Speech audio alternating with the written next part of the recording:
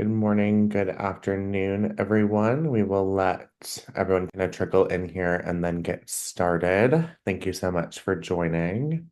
So just give us a minute or two here to let people trickle in and trickle over.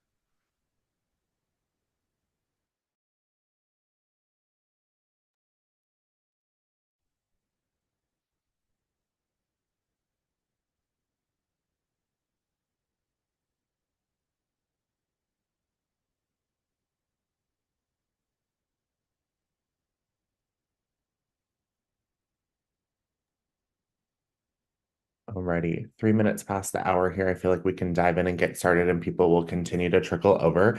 So once again, good morning, good afternoon, good evening to wherever you are in the world.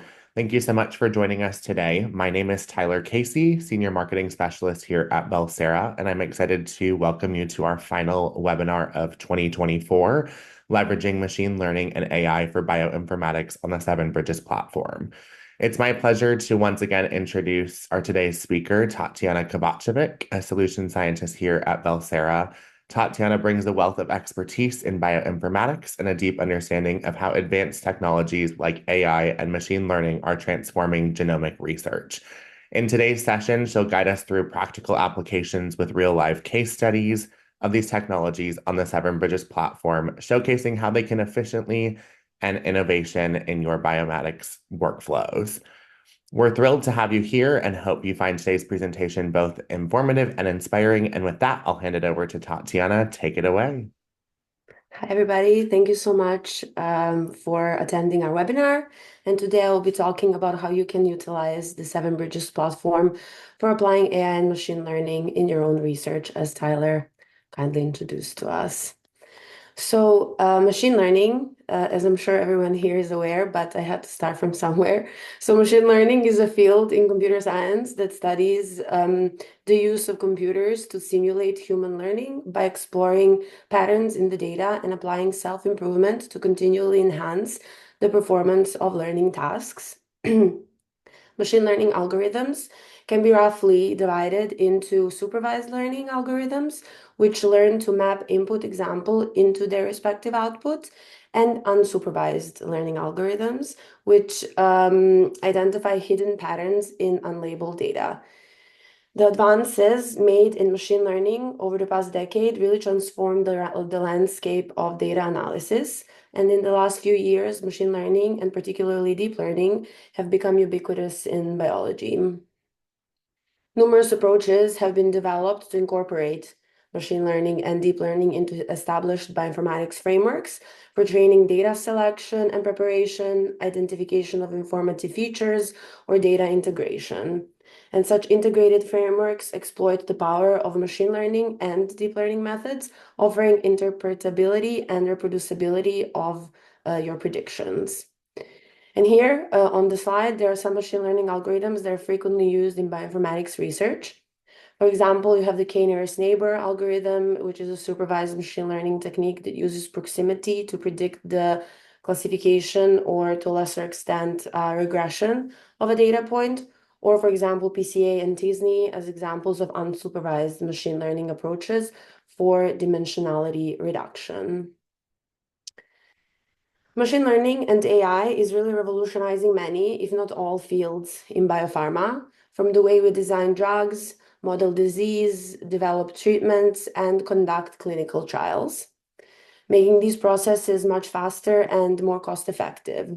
And it is estimated that applying big data strategies to better inform decision-making could generate up to 50 billion in value annually across the US healthcare sector by optimizing innovation, improving the efficiency of research and clinical trials, and building new tools for physicians, for consumers, even for insurers and regulators to meet this promise of more individualized medicine. So what are some of these areas of our industry that are affected and will be affected in the near future by machine learning? So for example, machine learning is transforming the way we design drugs, making the process much faster and more cost-effective. By quickly analyzing large data sets, machine learning helps identify potential drug candidates, cutting down the time and expenses that are traditionally associated with drug discovery. This means the new drugs could hit the market faster, giving companies a competitive edge in the pharmaceutical industry. For example, take protein structure prediction. Machine learning systems like ROSE-TTA Fold and, of course, DeepMind's AlphaFold have made really incredible progress in this area. These systems use pattern recognition to predict the three-dimensional structure of proteins, providing valuable insights that drive drug development forward.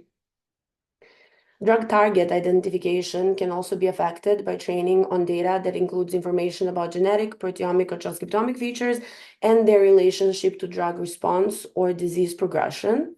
And the models can learn patterns and identify potential targets for further investigation. Labeled data sets, all containing patient characteristics, clinical data, and disease outcomes, can be used to teach models to classify patients into different disease categories, or predict disease progression or treatment response, or even to predict adverse responses to different drugs. And then finally, machine learning can be used for predictive modeling for clinical trials, using historical clinical trials data, patient characteristics, treatment interventions, and trial outcomes. The model can learn to predict patient response, treatment efficacy, or safety outcomes. And this information can guide trial design and optimize patient selection. Sorry. Despite these potential benefits of AI and machine learning in biopharma, there are, of course, always some challenges and limitations, like with any other novel technology that must be considered. One of these challenges is really compute power.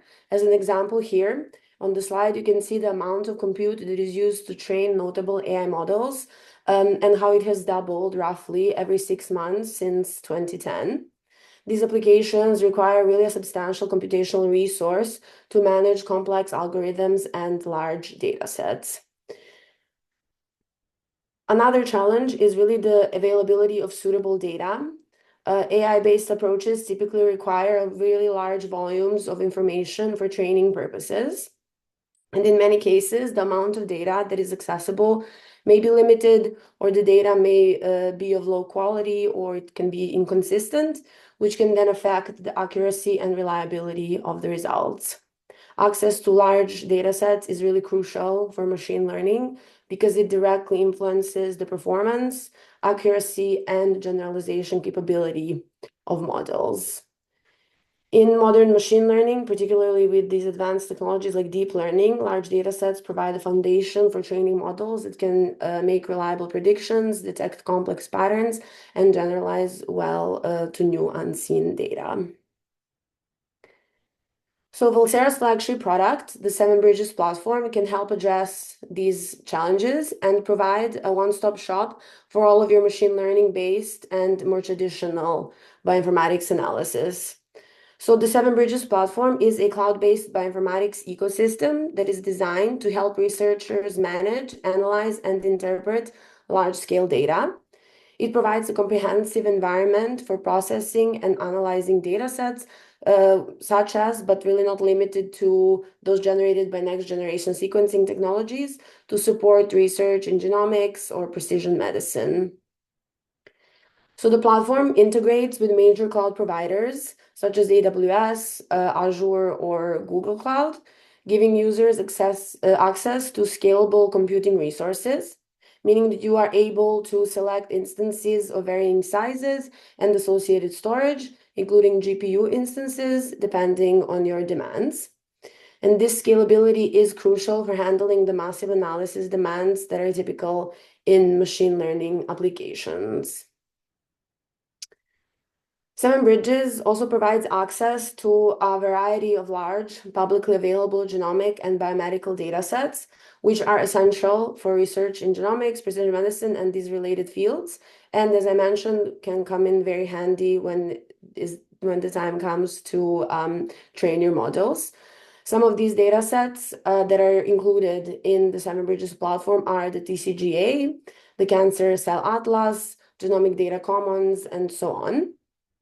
And these data sets enable researchers to perform comparative studies, validate findings, and drive insights from large populations, and in the context of machine learning and AI, train models and enable faster insights. Seven Bridges also offers more than 900 pre-built bioinformatics workflows that represent really gold standard tools and workflows that are used in the field. You can search through our internal apps gallery, find these tools and workflows that you want to use, and then immediately apply them to your own data. You can use these apps as they are, ready to go, or you can combine them to create workflows that are customized to your specific needs, or even bring your own tools onto the platform. And all of this can be done via the graphical interface, of a snippet of which you can see here, or you can also use the public API or the command line, so you can programmatically access the platform as well. Since today we are talking mostly about AI and machine learning, many tools that incorporate these algorithms are already present on the platform. They can be present in the form of commonly used gold standard tools, as I said previously. So, for example, AlphaFold 2, you can easily find it on our public apps gallery and use it in your own research instantly on the platform. There are also many other tools that are present. For example, ones used for image analysis like MacMicro or HistoQC that can be quickly located on the platform and used for your own work. On the other hand, there are some tools and workflows in the apps gallery that Valsera's bioinformatics team developed in-house. For example, tools that deal with image classification and processing, such as the SBG Deep Learning Image Classification Exploratory Workflow and the SBG Deep Learning Prediction Workflow that classify unlabeled images based on labeled data, or tools that are relevant for single-cell sequencing analysis, such as the SBG Single-Cell RNA Deep Learning Training workflow, which is a single-cell classifier pipeline for human data that relies on the transfer learning approach. And this pipeline takes single cell count matrices and allows the model to be trained for a variety of hyperparameter combinations. And then we also have the SBG single cell RNA deep learning predict tool that makes predictions on unlabeled single cell data using the models that were built with that training tool previously described. One of the tools that is developed by our bioinformatics team is a novel machine learning-based approach to improve variant calling accuracy. For this purpose, commonly used machine learning methods and the wide range of associated hyperparameters were tested for finding the best model for filtering false positive variants. And the developed filtering tool was named Smart Variant Filtering, which uses machine learning algorithms trained on features from the existing genome in a bottle variant called samples to perform variant filtering. Smart variant filtering increases the precision of called SNVs for up to 1% while keeping the overall F-score higher in the existing solutions. And indel precision is also increased by up to 7.8%, while the F-score increase is in range of between 1 to 3.2%. At Valsera, we also have experience in developing production-ready AI solutions for a variety of applications, including, as I said previously, increasing the accuracy of variant calling analysis or detecting novel antigens. As an example, Seven Bridges has developed a neoantigen detection solution that encompasses multiple machine learning-based tools, such as the NET MHC Pen, Pickpocket, MHC Nuggets for binding prediction of MHC complex with these new novel neoantigen candidates. And these tools implement a variety of machine learning approaches, including the ANNs and LSTM deep neural networks, and can be executed on the Seven Bridges platform at scale. The Seven Bridges neoantigen detection workflow supports thousands of samples and can be used to identify candidates for therapeutic targets. And this workflow was actually validated through a challenge that was called the Tesla Challenge, where several institutions submitted their own neoantigen discovery pipelines, and that they were then judged against like a known data set. And the results of this are published in Cell. So if you're interested, you can look up the paper and see a little bit more about the science behind it. And then finally, not only are you able to use and run your own analysis with already existing tools and run the models by selecting large GPU instances, our team of bioinformaticians is also always at hand to provide any support you may need. So you can engage with our team of highly skilled bioinformaticians and experts in AI and machine learning to expand your organization's capabilities and maximize performance and productivity, reduce time and cost, and streamline your research. And now for the last part of my talk, I would just like to present to you a project that was done by our professional services team that highlights kind of the benefits of such a partnership. So a year or so ago, we were approached by a company that is developing drugs targeting metabolic pathways in cancer cells. And they have previously engaged with a small CRO to develop a machine learning model to predict cancer cell line susceptibility to a specific class of drug that they were looking at. However, this CRO was kind of unresponsive, not really transparent with their work.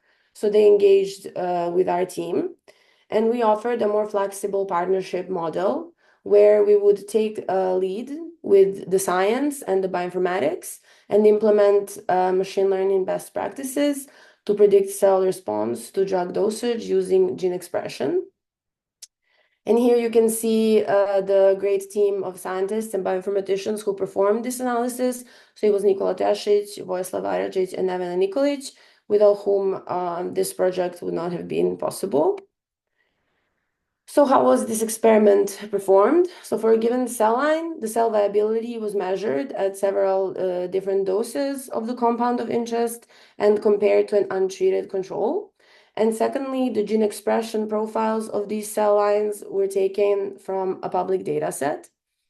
So from this approach, the researchers could connect kind of the gene expression signatures of cells that are most responsive to this specific class of drug. And then several models were built from this data set and compared and used to predict response of additional cell lines to the drug of interest and identify novel biomarkers for cells that could be responsive to this specific drug. So first, the data had to be cleaned up a little bit from the original 686 samples. 361 were used to train the model, 77 for validation, and 78 for testing. And the rest were removed due to various issues like duplicate entries, removing samples that don't really have corresponding gene expression data, removing samples from types of cancer that the clients really weren't interested in, and so on. And then next, the team was kind of ready to assess the outcomes of applying several models to this cell line viability and gene expression data set. They compared three models, the elastic net, generalized additive models, and extreme gradient boosting model, which performed the best when used together with some hyperparameter optimization and feature selection. And the feature selection approach, several of them were also considered, but based on the results, the team decided to proceed with this Spearman's rank correlation, then also perform this forward selection, and then narrow the feature set also with a backward selection. And the final model identified 20 features that were subject to literature review, out of which 14 were associated with different types of cancer. The gene the clients expected to find in this model was found as one of the top 20 features, and also another feature was found in there that was really of high interest to our clients that they were not aware of previously, and they are now looking into this gene as a possible biomarker in liquid biopsies. So to conclude, I'm pretty sure that everyone here is aware how machine learning is revolutionizing the biopharma industry, but I hope I was able to kind of convey how the Seven Bridges platform can be a one-stop shop for you to build and train your machine learning models, where you can kind of select based on your own size of your models or data that you're using, the sizes of different cloud resources that you can apply. And then also you can access different publicly available data sets so you can train those models more accurately.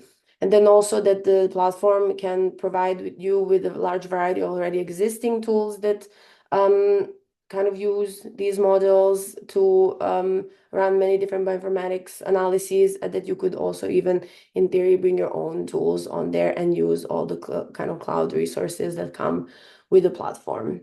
And then finally, the Developers team of experts in machine learning can be kind of a really great addition to your own team so that they can guide you and help you maybe start using AI and machine learning, or even just as we helped our previously described clients, kind of run a specific project for you. So with that, I am done with my presentation and I'll be happy to take any questions. Thank you. Awesome. Thanks, Tatiana. We have a few questions rolling in here. So the first one is there any performance difference when running AlphaFold on your platform compared to other places?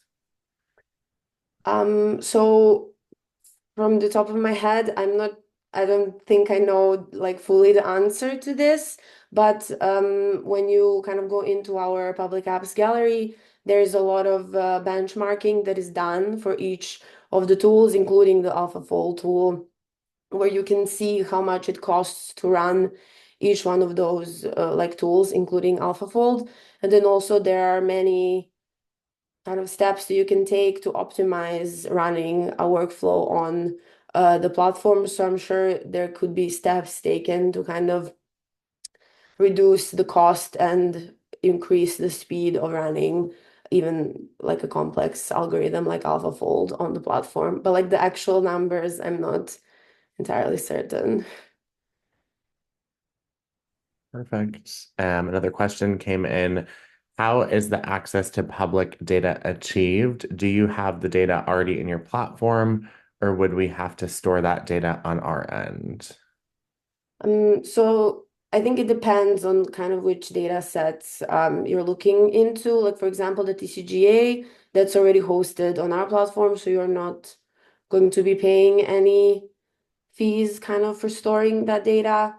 For example, you could access other publicly available data sets, like, for example, the SRA kind of database of all the published data there. That one you probably, I think you'd have to download or like host on your own part of the platform. So it depends on kind of which public data set you're looking into using. Awesome. And then one other question. What sizes of the instances do you have available and how does selecting them work?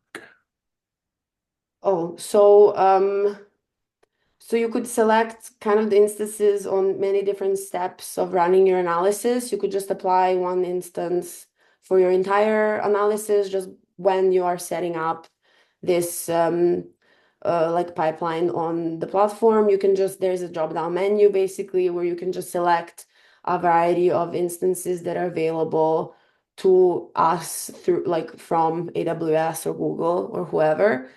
And also you could apply the instances onto the like for each specific step of your workflow. You could also just kind of almost hard code the instance that is going to be used for each of that step into the pipeline, so that when you run it, the kind of platform will run each step of your workflow on a different instance depending on the kind of your own requirements or the requirements of those individual steps of the workflow.